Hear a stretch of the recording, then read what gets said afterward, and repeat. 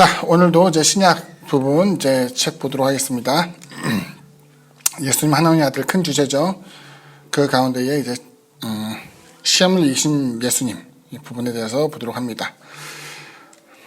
자, 먼저 그 첫 번째 주제, 첫 번째 시험, 즉 하나님의 뜻 대신 자기 욕구를 만족시켜라라는 부분입니다. 성경 본문 읽어드릴게요. 그때가 언제냐면은 이제 주님께서 처음 공생이 시작할 때를 얘기하죠. 성령이 기름 부음이 임하고 난 다음에 그때에 예수께서 성령에게 이끌려 마귀에게 시험을 받으러 광야로 가사 40일을 밤낮으로 금식하신 후에 주되신지라. 시험하는 자가 예수께 나와서 이르되 내가 만일 하나님의 아들이거든 명하여 이 돌들로 떡덩이가 되게 하라. 예수께서 대답하여 이르시되 기록되었을 때 사람이 떡으로만 살 것이 아니요 하나님의 입으로부터 나오는 모든 말씀으로 살 것이라 하였느니라 하시니. 첫 번째 주제죠. 표적, 즉 검증을 요구받는 시대가 되었다. 하나님의 아들이거든 이라는 표현입니다. 주님께서 이제 성령의 인치심을 받고 난 다음 이제 이끌려 광야로 들어가셨는데, 여기서 광야에 들어가신 목적이라고 하게 되면은 우리가 40일 금식함으로써 주님이 어떤 영역이 충만해지거나 뭐 이런 것이 아니라 마귀에게 시험을 받기 위하여 광야에 들어갔다라는 것을 이제 성경에서 언급하고 있습니다. 40일을 밤낮으로 금식하신 후에, 표현이 좀 이상하죠. 이제 우리가 생각할 때 40일 금식했다라고 하면은 내가 40일 굶었어라는 표현 쓰지 않죠. 40일 동안 부르짖었어, 기도했어, 예배드렸어, 찬송했어, 뭐 이렇게 표현 쓸 텐데, 여기서 보게 되면 시험당하는 데 있어서 중요했던 요소 중에 하나는 40일 동안 주님께서는 줄이셨다라고 표현됩니다. 자, 그런데 시험하는 자, 즉 마귀가 와서 이야기하는데, 첫 번째 이제 말에 꺼내는 것이 이제 중요해요. 너가 하나님의 아들이 맞냐라는 질문에서부터 시작되는 거예요. 너가 정말로 하나님의 아들이 맞거든 이 돌들을 명해서 떡덩이가 되게 하라라고 이야기하는 것이죠. 여기서 이제 자연스럽게 넘어가는 것은 두 번째에 대한 내용이에요. 생존을 위한 표적. 즉 하나님 앞에 우리가 기적을 요구할 때에 하나님 내 못 살겠어요. 너무 가난해요. 너무 배고파요. 너무 아파요. 너무 고통스러워요. 이런 것이 과연 정당한 것이냐라는 질문을 하게 돼요. 저도 이제 목회자이기 때문에 성도들이 어떤 기도 제목을 놓고 기도할 때마다 함께 기도하면서 그들에게 하나님의 응답이 주어지기를 위해서 애쓸 때가 많아요. 그리고 이제 그 가운데 하나는 내가 너무나 절박하니까 하나님의 표적 혹은 기적이 내 삶에 드려지기를 바라는 것이죠. 내 아이가 아파요. 하나님의 은혜를 통해서 내 아이가 나았으면 좋겠어요. 그래서 이제 늘 나타나는 표적 가운데 복음서를 보게 되면 주님께서 병자를 한 번도 내쉬지 않고 모두 다 고친 사건을 이제 이야기를 하잖아요. 그러다 보니까는 당연하게도 내가 기도하고 가난에 대해서 또 질병에 대해서 고통스러운 부분에 대해서 하나님께 이야기를 하게 되면은 이것이 정말로 완전하게 이루어져야 된다라고 생각을 하는 거예요. 근데 성경에서 보면 주님께 나온 병자들에 대해서는 다 은혜를 통해서 고쳐주셨는데 유독 주님의 배고픔에 대해서는 이것이 허락되지 않았어요. 왜일까? 보여주는 것이죠.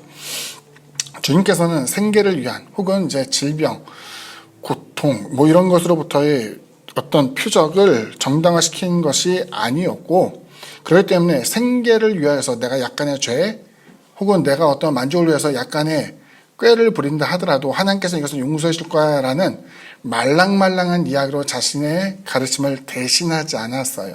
주님은 대단히 단호하게 이야기합니다. 40일 줄이셨다고 해서 주님의 앞에 음식이 가득 있던 것은 당연히 아니었겠죠. 아무것도 없는 상황이었는데 주님께서 이야기하신 것은 사람이 떡으로만 살 것이 아니요 하나님의 입으로부터 나오는 모든 말씀으로 살 것이다 라고 이야기하면서 약간의 우리의 삶의 포커스를 고쳐놨어요. 어떻게 고쳐놨느냐, 삶을 목적으로 두는 것이 아니라, 그러니까 신앙 자체가 삶을 위한 신앙이 아니라 하나님의 목적을 이루기 위한, 다시 말하면 하나님을 섬기는 신앙을 위한 삶으로서의 포커스가 바뀌게 되는 거예요. 그래서 하나님의 입으로 나오는 것을 우리가 살아가는 것이지 내 필요를 채워주는 어떤 그 여러 가지 요소를 통해서 우리가 살아가는 것은 아니다라는 것을 확고하게 이제 말씀하고 있는 것이죠. 두 번째 내용입니다. 두 번째 시험, 하나님을 시험하고 그분의 약속을 의심하라. 성경 본문입니다. 이에 마귀가 예수를 거룩한 성으로 데려다가 성전 꼭대기에 세우고 이르되 내가 만일 하나님의 아들이거든 뛰어내리라. 기록되었을 때 그가 너를 위하여 그의 사자들을 명하시리니 그들이 손으로 너를 받들어 발이 돌에 부딪히지 않게 하리로다 하였느니라. 예수께서 이르실 때 또 기록되었을 때 주 너희 하나님을 시험하지 말라 하였느니라 하시니, 표현을 하죠. 거룩한 성이라고 하면 우리가 떠올리게 되는 것은 예루살렘입니다.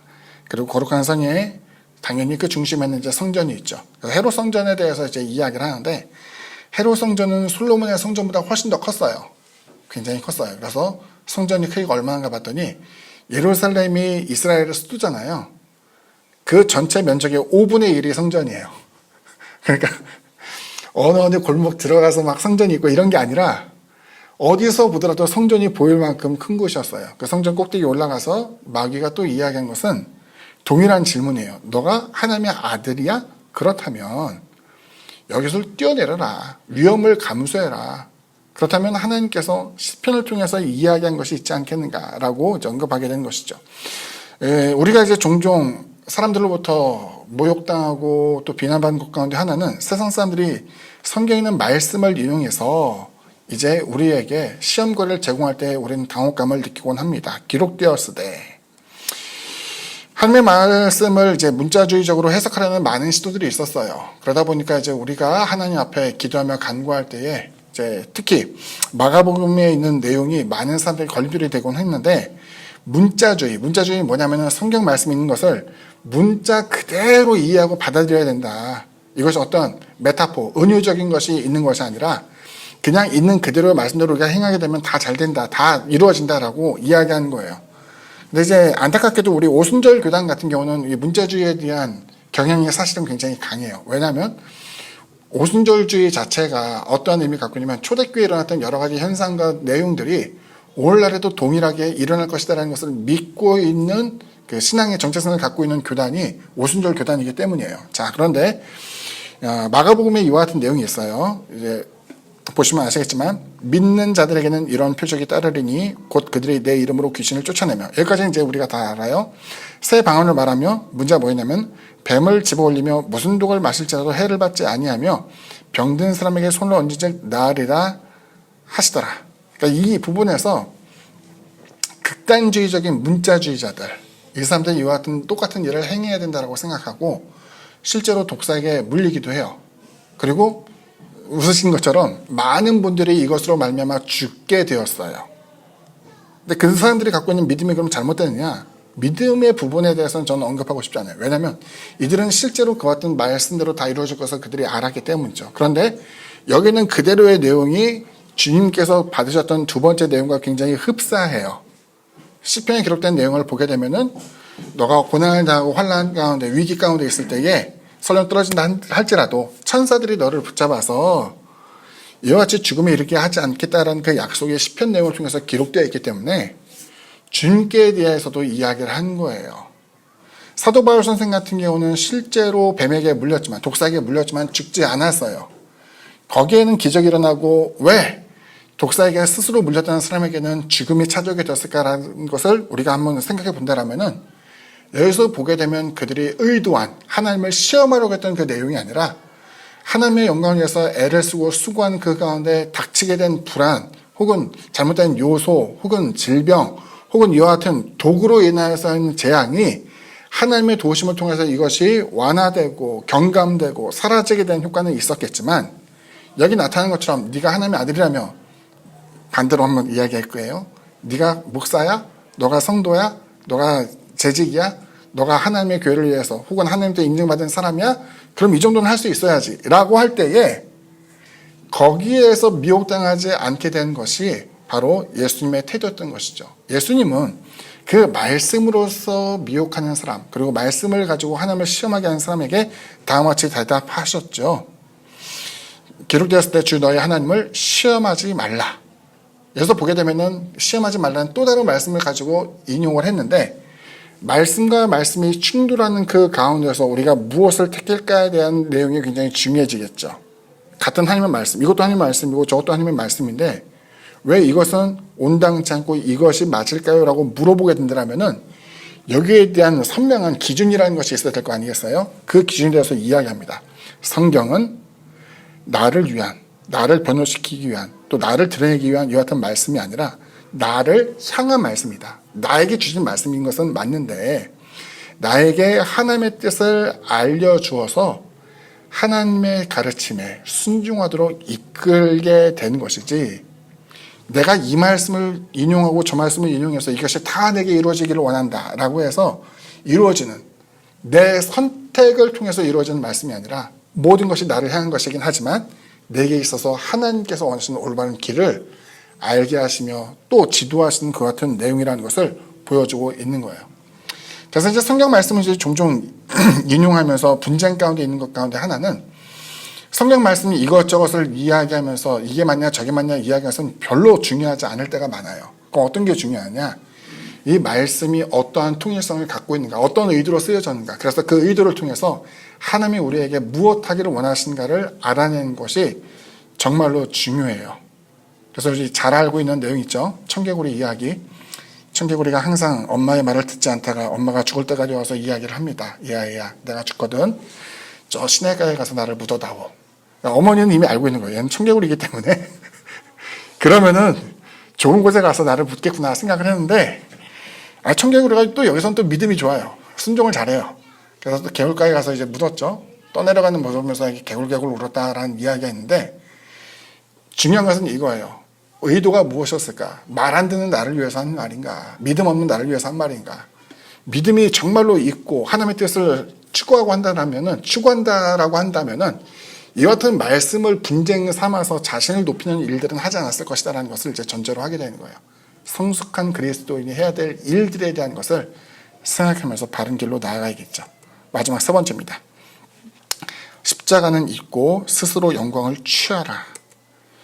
마귀가 또 그를 데리고, 주님이죠, 지극히 높은 산으로 가서 천하 만국과 그 영광을 보여 이르되 만일 내게 엎드려 절하면 이 모든 것을 내게 주리라.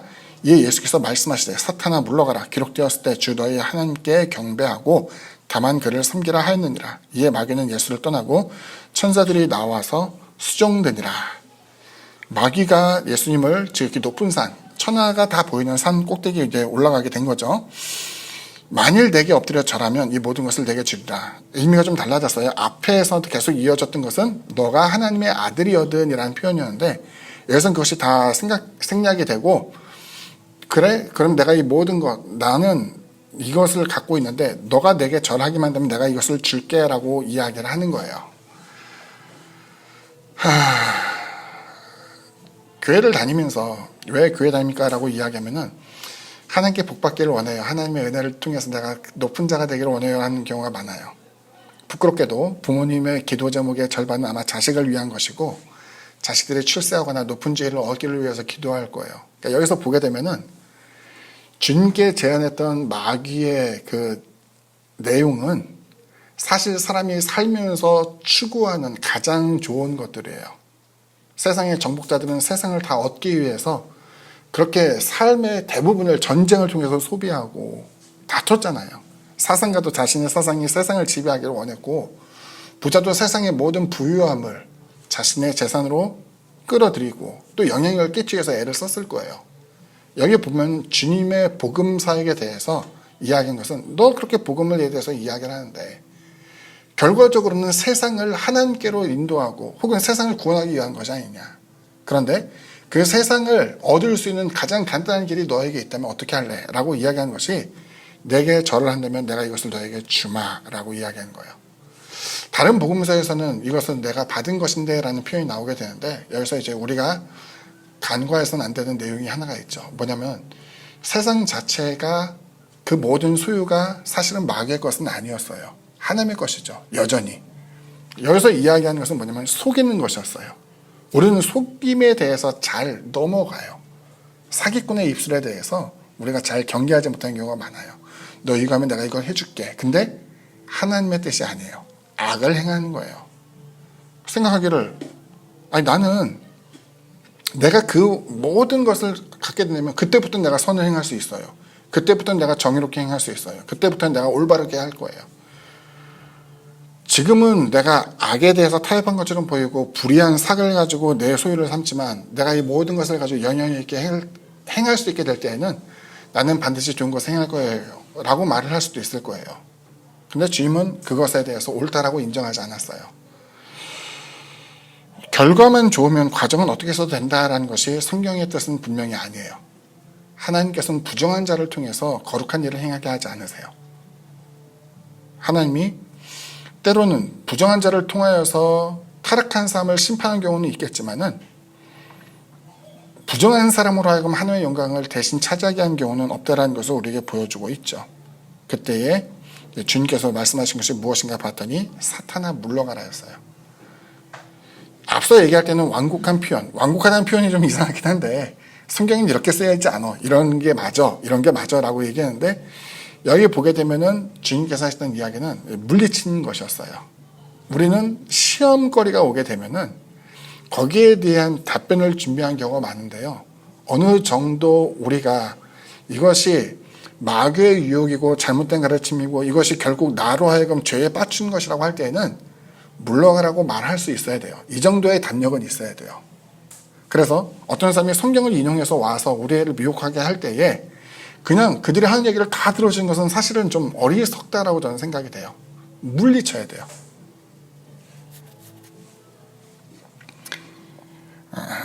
그때에 나타나는 현상을 보니까 결과적으로는 주님께서 이와 같이 사탄을 물러나라고 이야기하시고 마귀가 여기서 물러났다. 이제 악령에 대해서 성경에서 이제 마귀나 악한 영들에 대해서 존재를 이야기하는데 마귀, 사탄, 그리고 귀신 뭐 이런 표현이 나오잖아요. 이것을 뭐 계급화시켜서 언급하는 사람도 있습니다만 성경에서 적어도 보여진 것은 사탄과 마귀는 동일하게 표시가 돼요. 그래서 계시록에 보게 되면은 큰 뱀, 옛 용, 사탄 동일하게 마귀다라고 이렇게 표현하게 되는데 그것이 떠나가게 되자 그 다음에 나타나는 현상이 놀라워요. 주님이 그와 같이 사탄을 물리치게 되자 천사들이 와서 수종들었다. 그럼 우리의 신앙은 어떻게 되느냐? 미혹에 빠져서 하나님의 도우심을 기대할 수 없어요. 물리칠 때에 천사들이 와서 수종을 들게 된 것처럼 그 미혹에 대해서 시험거리에 대해서 하나하나를 극복하게 될 때에 하나님의 도우심과 은혜가 나타나게 된 것을 우리에게 보여주고 있죠. 그래서 그 시험에 대한 것은 동일하게 우리에게도 똑같이 이야기할 수 있을 것 같아요. 네가 만약 하나님의 아들이었든 너가 하나님을 믿는 성도거든 목회자거든 재직이거든 혹은 하나님의 권속이거든 이거 정도는 할 수 있지 않아? 돌을 떡으로 만들 수 있지 않아? 너가 스스로 위험에 처한다 할지라도 하나님의 도와주실 테니까 그 위험에 들어가도록 해라 라는 여러 가지 미혹거리가 있을 때에 또 방법은 어찌되든 결과만 좋으면 되는 거 아니야? 이렇게 하자라고 이야기할 때 이것을 물리치며 그 시험을 통과함으로써 천사의 수종을 들고 하나님의 영광을 지켜낼 수 있는 우리 모두가 되기를 부탁을 드리겠습니다. 기도합니다. 사랑해 주님 감사합니다. 오늘도 주님의 말씀을 상고하며 바르게 익힌 바를 또 학생들에게 자녀들에게 전할 수 있도록 도와주시고 여하튼 모습을 보이는 것 우리의 삶을 통해서 증거되게 하여 주이사 자녀들 역시 머리에만 지식이 박히는 것이 아니라 삶의 내용을 통해서 하나님의 일을 행할 수 있도록 도와주옵소서. 예수님 이름으로 기도드립니다. 아멘. 예, 수고하셨습니다. 이것으로 마치겠습니다.